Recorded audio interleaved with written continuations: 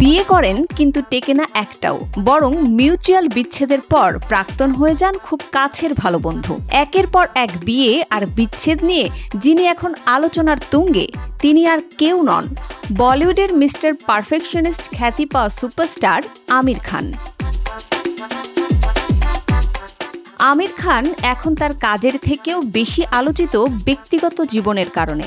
৬০ বছর বয়সেও তার জীবনে রয়েছে টাটকা প্রেম। গৌরী স্প্রাউটের সঙ্গে সম্পর্কে জড়িয়েছেন মাস ৪ আগে। তার আগের ২টি সম্পর্কই এবং বিয়েই ব্যর্থ হয়েছে তার। ব্যক্তি জীবনে এই ভাঙা গড়া আমিরের মনে ছাপ ফেলে না একদমই।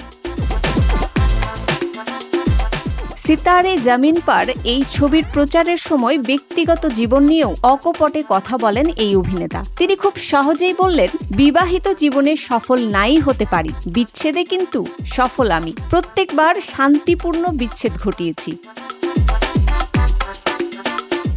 বিচ্ছেদ নিয়ে হাসি মুখে কথা শুরু করলেও কথার মাঝে গম্ভীর হয়ে যান এই অভিনেতা। জানিয়েছেন, প্রত্যেকবার তার বিচ্ছেদ শান্তিপূর্ণ হলেও পরিবারের ক্ষেত্রে এই পরিস্থিতি সুখকর নয়। কেউ খুব খুশি মনে বিচ্ছেদের সিদ্ধান্ত নেয় না। একসময় মনে হয় সম্পর্কটা যেন আর আগের মতো নেই। আমিরের কথাই, আমি কিন্তু আবার ভান করতে পারি না।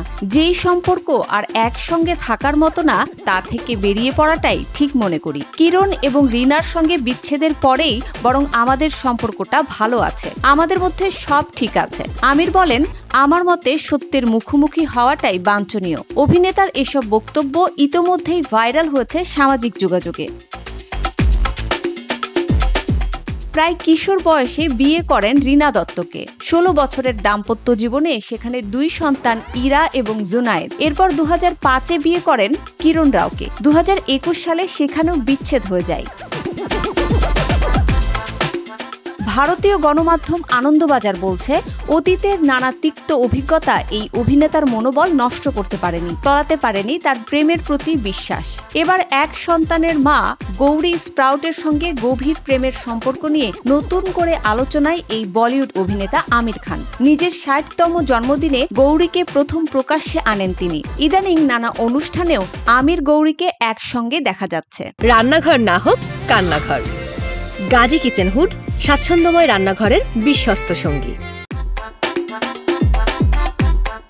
মুসবা আলিম তিন্নি, জিটিভি নিউজ।